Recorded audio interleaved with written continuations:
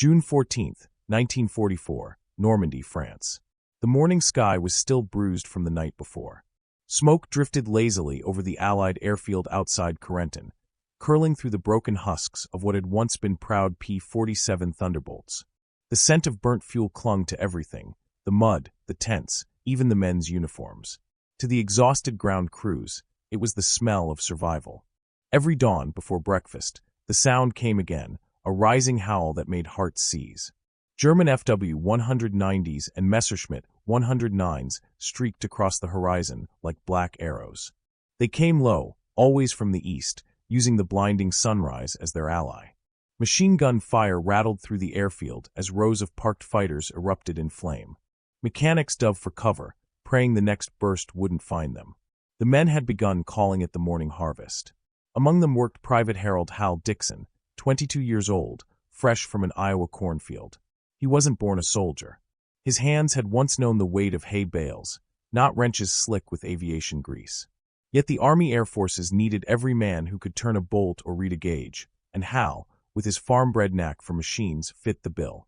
He spent his nights sleeping beside grounded aircraft, listening to the wind push through the hangar slats, wondering how something built by men could fall apart so easily under fire. Each morning, he rose before dawn to repair what was left of the day before. Some nights, there were no planes left to fix. Only ashes. Still, Hal noticed things others didn't. Out in the fields back home, he had learned to read patterns, the way wind curved through crops, the way storms rolled in over flat land. Out here, he watched the sky the same way. Every attack came from the same bearing, the same timing, the same merciless rhythm. The Germans were hunting by habit. One afternoon, after a raid that had gutted half the flight line, Hal stood beside a ruined Thunderbolt.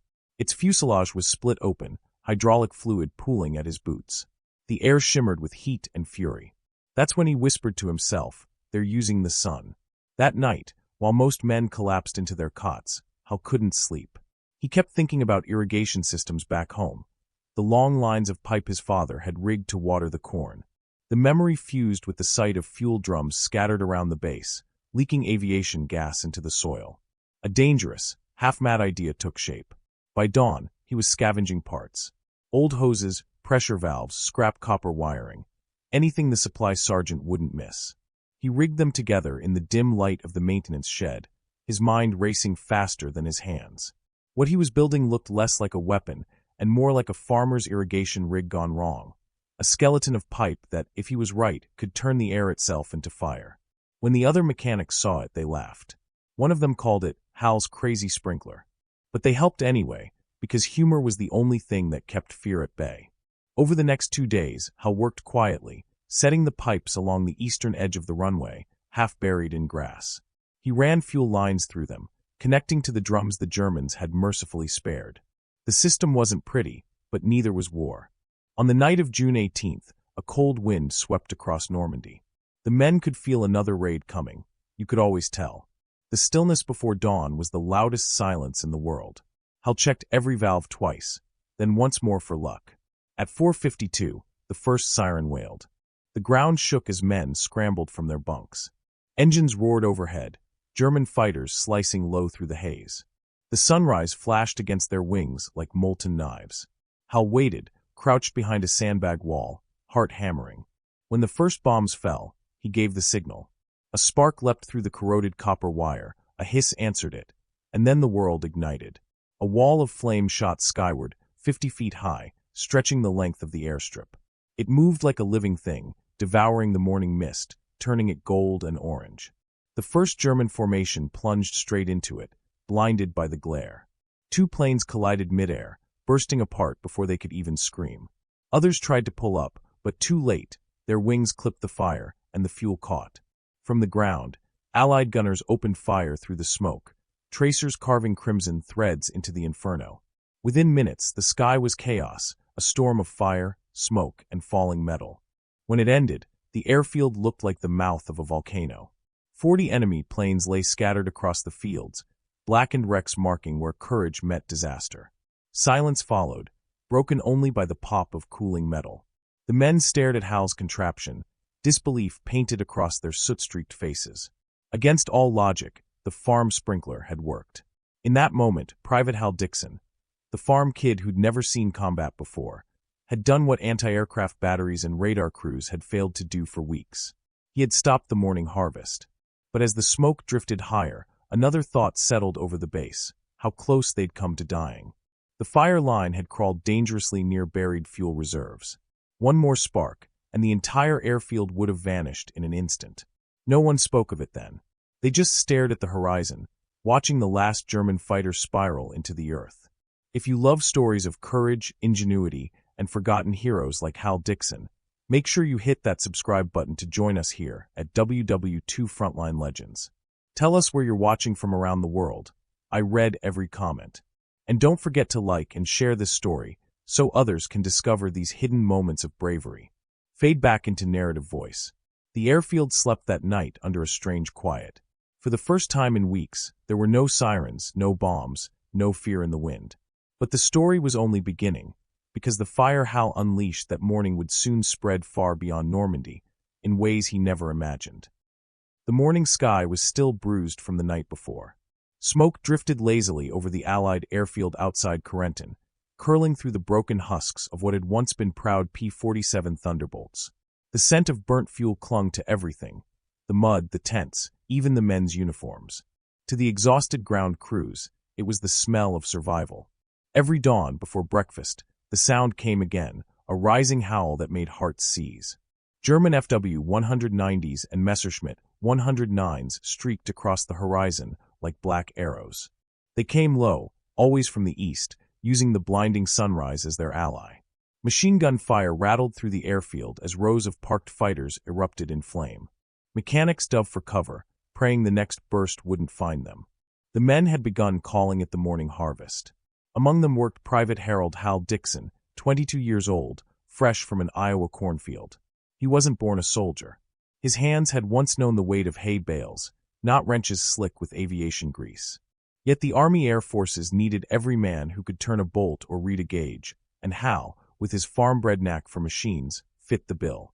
He spent his nights sleeping beside grounded aircraft, listening to the wind push through the hangar slats, wondering how something built by men could fall apart so easily under fire. Each morning, he rose before dawn to repair what was left of the day before. Some nights, there were no planes left to fix. Only ashes.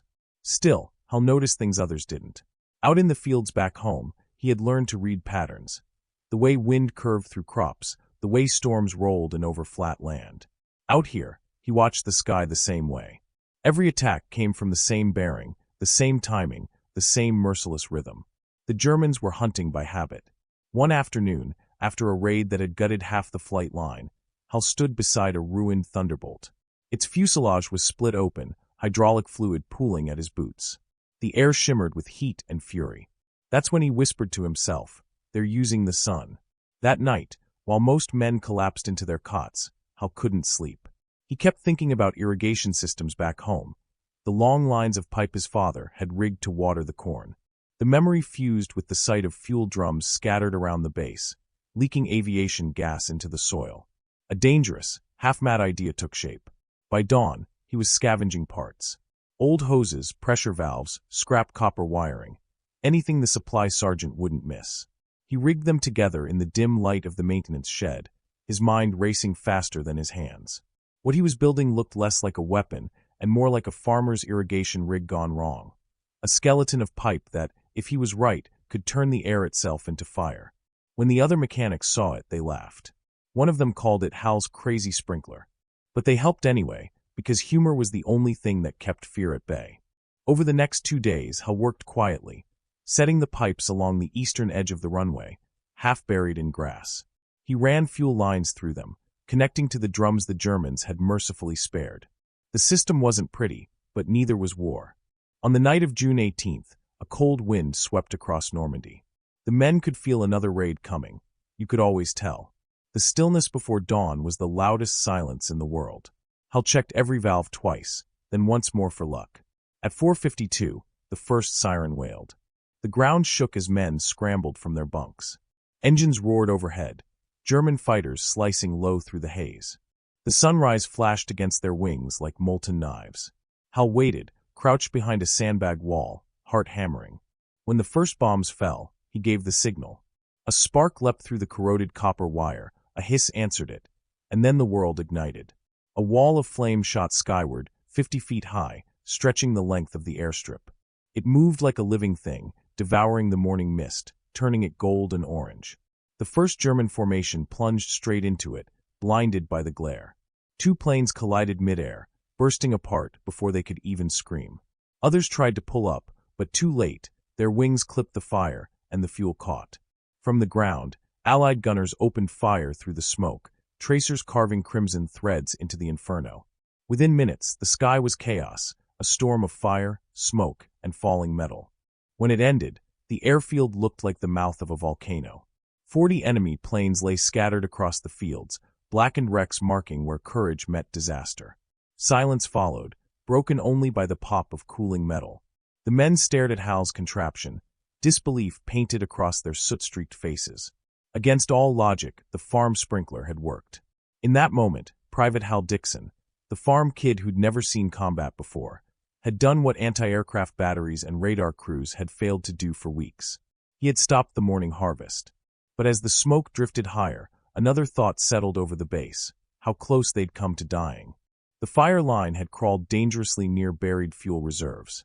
One more spark, and the entire airfield would have vanished in an instant. No one spoke of it then. They just stared at the horizon, watching the last German fighter spiral into the earth. The quiet afterward felt heavier than the battle itself. Men who had faced death so many mornings now stood motionless, unable to grasp that the danger had finally stopped, and that it ended not with heavy artillery, but with a farmer's dream turned inferno. Hal walked the perimeter alone that night. The grass was scorched black, the pipes twisted and glowing faintly under the moon.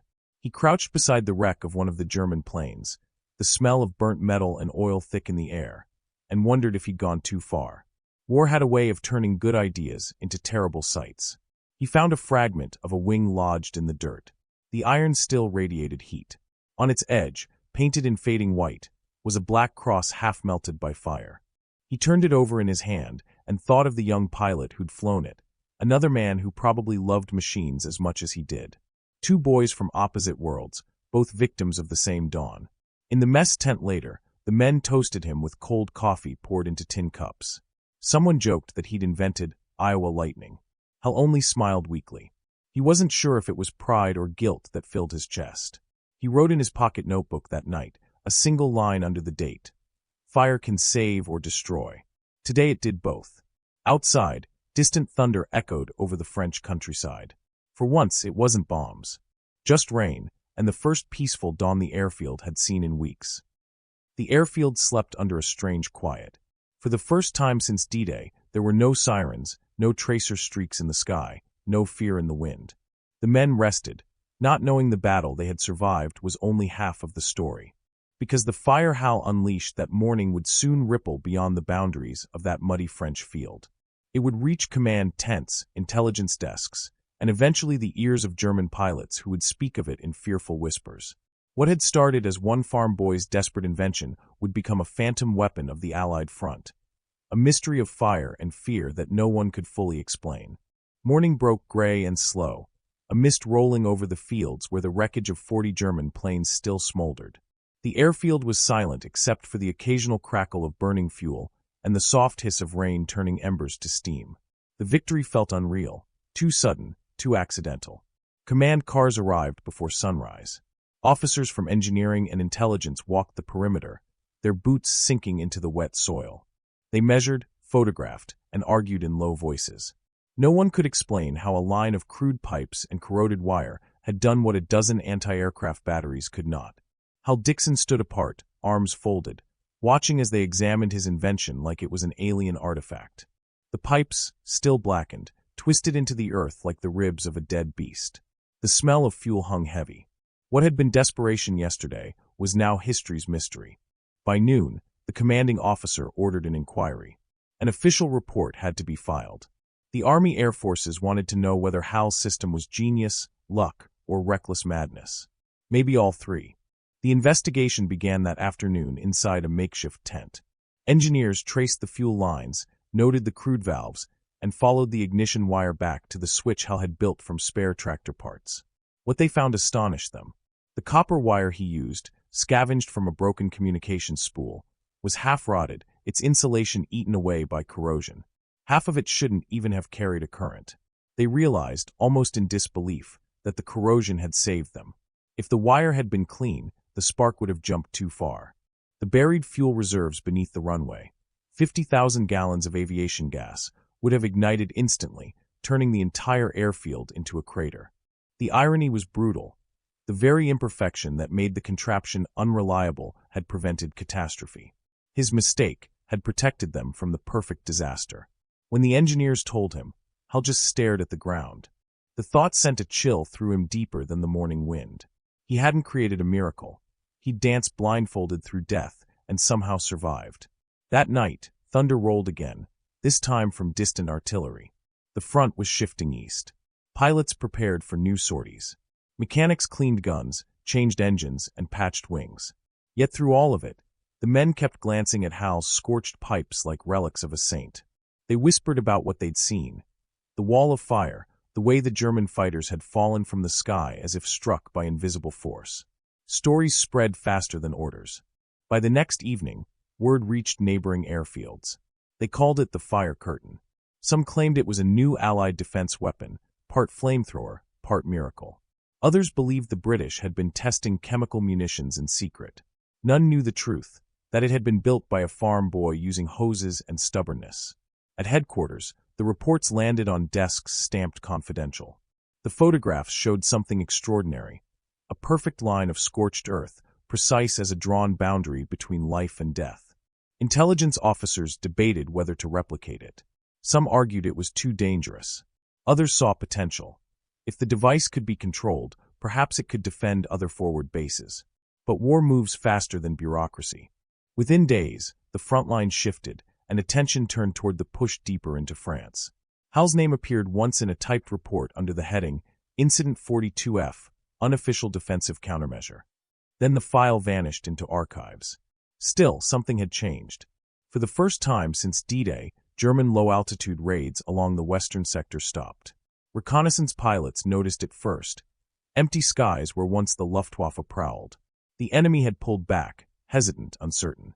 No one knew why until a week later, when a captured German pilot was interrogated near Cherbourg. His words stunned the intelligence officers.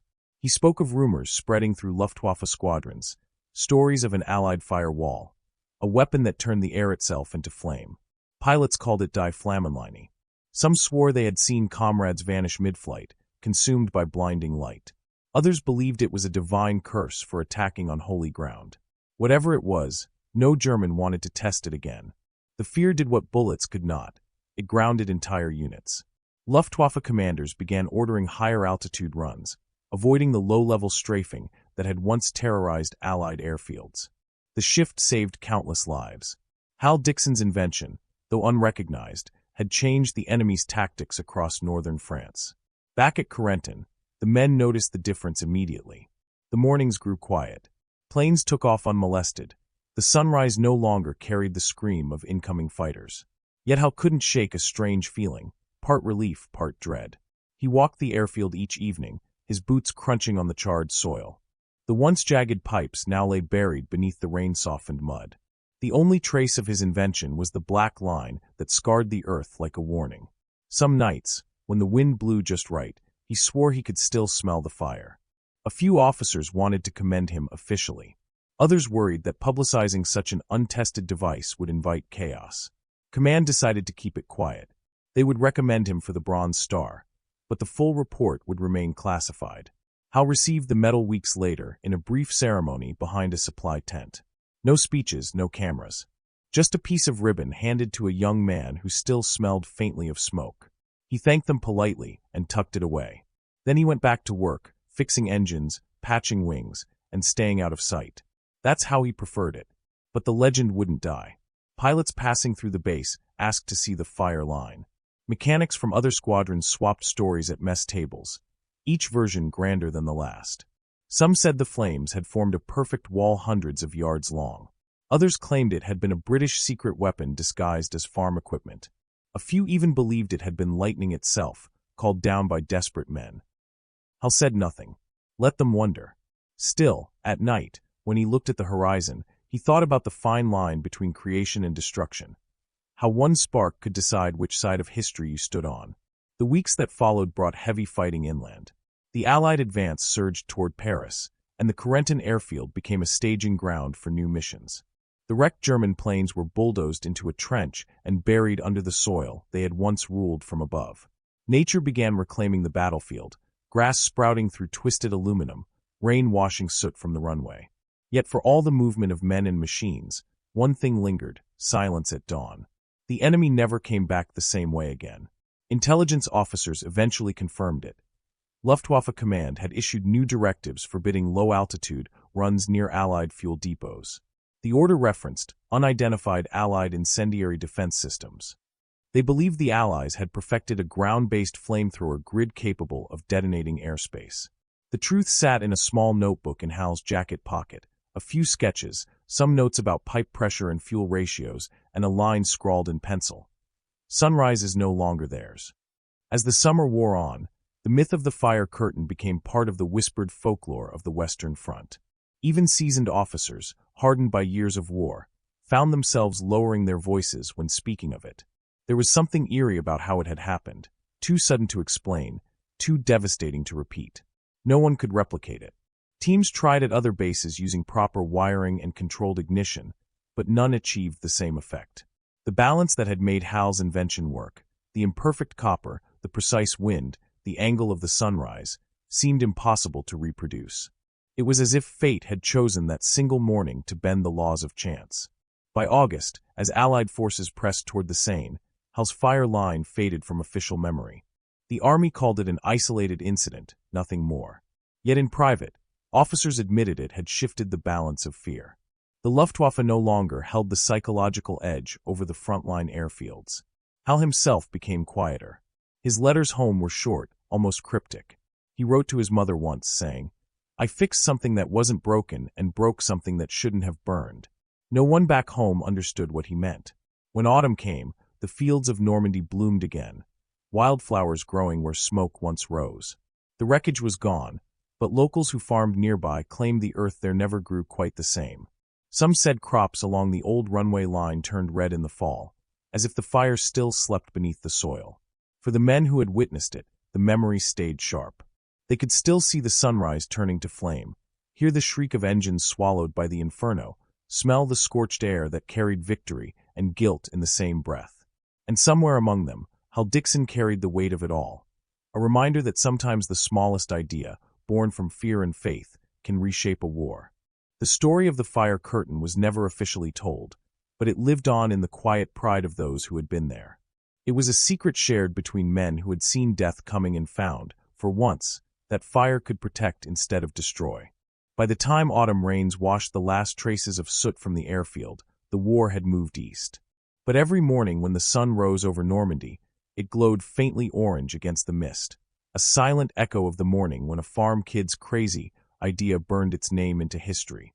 October 3, 1944, somewhere east of Paris. The war moved on with its own iron weather. Trains clattered forward, maps changed hands, and the sky above Europe filled with contrails that braided and unbraided like chalk lines in a storm. The men from Corentin dispersed into the greater machinery, and the charred line Hal Dixon had burned into Normandy's soil sank beneath rain and wild grass. The world rarely pauses to mark the place where fear finally loosened its grip. Hal kept his head down. He turned bolts, swapped engines, tightened cables, and learned the language of aircraft the way a farmer knows seasons. In quiet moments, he would touch the small, nondescript ribbon folded in his pocket and feel nothing like triumph. Metals were made of metal. Memory was made of weight. The weight stayed. May 8, 1945, VE Day. The cities erupted. Bells and whistles and laughter tore open the long silence of endurance. Crowds surged, paper fell like snow, strangers danced with each other in the streets. On a mud-streaked airstrip at the edge of a French town, Hal watched pilots shake hands and slap backs and promise to meet again someday. He smiled the way men smile when they are grateful and a little lost. The war ended without asking him what to do with what he had done. When his unit shipped home, he rode west across a country that rolled by in green and gold. Iowa greeted him with a horizon he understood. He returned to rows of corn that didn't ask questions. The barn still leaned a little to the south. The old irrigation pipe still creaked along its joints when he turned the handle. In the evening he would sit on the fence and listen to crickets and wind, sounds that didn't flinch. He spoke little of France. When neighbors asked, he said he worked on machines and made do when parts ran thin. When they pressed, he called it luck and changed the subject to rain. The only record he kept was a notebook in the kitchen drawer, pages soft from handling, smudged with oil and faint soot. On one page he had sketched a straight black line and written 2 words beneath it. Held once. Years turned. The world climbed into jets. Radios became televisions. Newspapers became photographs framed on living room walls. The men from the airfield moved states and jobs and names. Yet every now and then a letter would arrive at Hal's farmhouse in an envelope scuffed from travel. The handwriting changed with age, but the questions did not. Do you remember that morning? Did we really see what we thought we saw? He answered when he could, careful with his words the way a farmer is careful with seed. He wrote that the dawn had been bright and the wind steady, and that fear sharpened the senses. He never wrote about the copper or the buried tanks or how a defective wire had protected an army. Some truths protect best by remaining smaller than memory. June 12, 1961, Des Moines, Iowa. History came looking, as it always does, late and curious. A young reporter, fresh from journalism school and hungry for names not already carved in granite, arrived on a hot afternoon, tie loosened, questions neat on a legal pad. He had heard a story in a VFW hall 2 towns over. He had heard it again at a diner by the road that cuts through fields like a steel river. 40 German planes in minutes, a wall of fire like a sunrise from the ground. An Iowa kid. A farm trick turned into a weapon. It sounded like a myth told after the 3rd coffee, the 5th memory. The reporter asked politely. Hal poured him water and listened. He said he didn't recognize all the details, and he couldn't count the wrecks under a sky like that. And men exaggerate when they are trying to make meaning out of danger. He showed him the barn, the old pipe, the way a line of valves can turn a field into rain. He did not show him the notebook, though the reporter glanced toward kitchen drawers, as if the past rattled there like loose screws. The piece ran on page 7 under a headline that made the event sound like rumor's cousin. A few veterans wrote letters to the editor, some agreeing, some correcting, some adding their own dawns to the story. There were memories, familiar disagreements over what time the siren sounded, how high the flames rose, whether the pilots flew FW-190s or 109s that day. What they never disagreed about was the feeling, the shock of seeing the sun become a boundary that morning. Sometimes the least precise fact is the surest truth. March 2nd, 1969, Corentin, France. Travelers found the airfield by accident, Americans, grown now, wandering with guidebooks that didn't remember the smaller places. A farmer pointed toward a stretch of ground where the soil ran darker, a thin stripe that appeared some years when the wheat came up thinner. He said the earth burned there once and never quite forgot. He did not know the name of the boy who had drawn fire in a line and sent airplanes into it. He knew only that the wind still lifted ash on certain mornings and carried it toward the hedgerows as if repeating a ritual. Late 1970s, Washington, D.C. Files moved. Classifications softened. A clerk, pausing in the hush of a records room, pulled a thin folder that had slept for decades between thicker wars. Incident 42F, Unofficial Defensive Countermeasure. The pages were few, the photographs crisp and indifferent. One showed scorched grass drawn ruler straight against the runway margin, as if a cartographer had decided to mark the air. Another showed twisted pipe and the char of earth after a storm. In the margin a note, ignition source unreliable, unrepeatable variables. Someone had underlined unrepeatable twice. A historian read the file and frown-smiled the way scholars do when the improbable coheres. He added a footnote to a footnote in a book about air defense improvisations. He never found Hal's name. In the file, the mechanic was a role, not a person, enlisted, maintenance, non-commissioned. Sometimes history chooses its own shadows. Back in Iowa, the notebook gathered years. Its edges curled like leaves at summer's end. On the last page, where grocery lists sometimes wandered into calculations, Hal had written a line almost to himself. Sunrise no longer theirs, then crossed out the last word and wrote, always ours for a while. September 8, 1984, County Fairgrounds, Iowa. Old men wore new jackets with old patches and stood under flags that knew wind in more than one country. There was a tent where photographs from another lifetime were clipped to twine with clothespins. You could walk a timeline in images and the smell of kettle corn. A former pilot from the group happened to be there, stooped but all edges, the way hawks look when the wind lightens. He studied one photo for a long time, the odd one, the one of the straight char line. He said he had flown from that field, that day, and taken off through steam that smelled like a refinery set on fire. He recalled a moment when fear turned and looked over its shoulder and stepped aside. A volunteer asked him if the story about 40 planes was true. He said numbers change when memory crosses water. He said some of them fell to fire, and some to gunners, and some because the sun betrayed them for once. He said he remembered the sound, how the roar changed pitch the way a storm does when it is suddenly close. He closed his eyes and held it for a moment, and said only that it was enough. November 3, 1991, the farmhouse near Winterset. The notebook reappeared. A niece, settling papers after chores, found it under a stack of seed catalogs. She opened it and found a careful hand drawing crude architecture into sense. Valves, angles, head pressure, the arithmetic of fuel and fear. She read the single-sentence entries that said more than paragraphs. They come with the sun. Line must be low, wind must be steady. Mist to fire is a half-breath. Fire can save or destroy. She asked him, gently, about France. He walked her to the barn, as if all explanations began there, and showed her the pipe that had watered 1,000 rows. He said the world is full of tools, and most of them learn the job we give them. He said sometimes, rarely, a tool remembers a different task and tries it once. Then he smiled in that quiet way that says the rest belongs to a morning you can't return to without changing it. July 10, 2001, a veteran's newsletter. A short column retold the Corentin story and printed a small picture of an older man in a brimmed cap, standing by corn tall enough to shade his shoulders.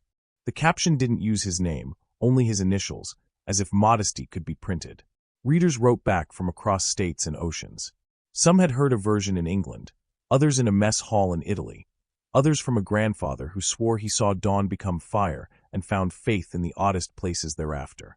The newsletter ran a follow-up asking for corroboration.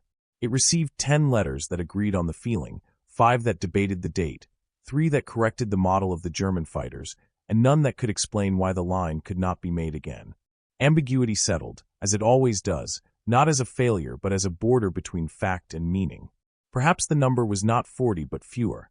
Perhaps some wrecks were counted twice in smoke. Perhaps panic exaggerated the reach of flame. And yet there were empty skies afterward, and orders rewritten on the other side of the war, and a scar in the soil that wheat remembered. If history is a ledger, sometimes the balance is not in numbers, but in the silence that follows. April 18, 2006, the last entry. In the notebook, a final page carried a date and 6 words that sounded like a farmer inventorying daylight. Irrigation pipe. Copper wire. Wind. Sunday chance. Beneath it, written more lightly, as if the pencil had spent itself. Held once. He passed on a spring morning, when the fields were the kind of green that forgives. Family went through drawers and boxes. The notebook stayed with the niece who knew that some books contain weather. She considered sending copies to a museum, then did something smaller and perhaps more faithful. She put it back in the drawer and told the story at holidays the way families pass heirlooms, by voice, by gesture, by letting the listener walk to the barn in their mind. Normandy, years later. Visitors stand at the edge of a field and do not know what they stand upon. A farmer tills in long lines that intersect the past without waking it. The mornings there are ordinary again, which is what the men who survived would have wished for them. If you are there on a certain kind of dawn and the mist lifts in a band, you can imagine a line where the air seems strangely heavier, a seam where the day once caught and flared. The hedgerows whisper in a language the wind reserves for those who have run before the first siren and for those who refuse to forget. What remains is not a perfect story, but a true one in the way the heart measures truth. A farm kid learned to see the sky the way he once saw weather. He moved fuel the way he had moved water. He borrowed a sunrise that did not belong to him and gave it back altered. The enemy changed their altitude, and with it the count of names written on telegrams. The line could not be made again, as if the world itself would allow it only once, with that wire, at that angle, under a dawn that had memorized all the necessary variables. History prefers clean edges. The past prefers fingerprints. The fire curtain lives where those preferences touch. In one telling, the boy is a genius. In another, a reckless mechanic who flirted with annihilation and won by the width of corrosion. In both, he is a person who looked at danger and recognized a pattern. When the siren rose again in his head across the decades, it rose not to punish but to teach. That sometimes the smallest lever moves more than its own weight. Across oceans, people still argue the number. Was it truly 40? Was it 30? 20? Did the gunners take more than the flame? Did fear on the German side do as much damage as fuel? The ledger remains open on that page, so that listeners can add their own arithmetic. That openness is not a flaw, it is an invitation. It is where memory asks us to step closer, not to solve a problem, but to stand with it until it changes us. The last word belongs to the morning itself. Dawn is a habit, and habits are how the world keeps its promises. For weeks at Corentin, the habit was terror. Then for 1 hour on one day, the habit broke. The price of that break cannot be computed. Its value can only be felt in the quiet that followed. The men who worked on those flights never forgot the way silence sounded when it finally arrived, like rain on canvas, like a field drinking. So the story ends where it began, with a sky becoming itself again and a field remembering how to grow. A straight line burned once into the earth and into the minds of those who saw it. The line is gone, but the angle of courage remains, measured between fear and invention, drawn with pipe and wire, held for a breath long enough to change the course of other breaths far away. And if, in some small corner of morning, a pilot easing throttle remembers hearing of a boy from Iowa, and flies a little higher, and lives to land and write a letter home, that too belongs to the sum. If this story reaches you where you are, on a bus, in a kitchen, in a break between shifts, under a sky that keeps its own habits, remember that history is not only the names we memorize, but the breaths we keep. The field in Normandy keeps one for the morning when the air drew a boundary and the enemy turned away. The notebook keeps one for the words that fit only on a page no one needs to read to feel. The rest is yours to carry. Now, if stories like this remind you that courage and ingenuity still matter, add your name to the circle that keeps them alive. Please share, like, and subscribe to WW2 Frontline Legends. And let the world feel how far these echoes travel. Drop a comment telling us where you're watching from. A small line on a map, a small line in the soil, both can change what rises at dawn.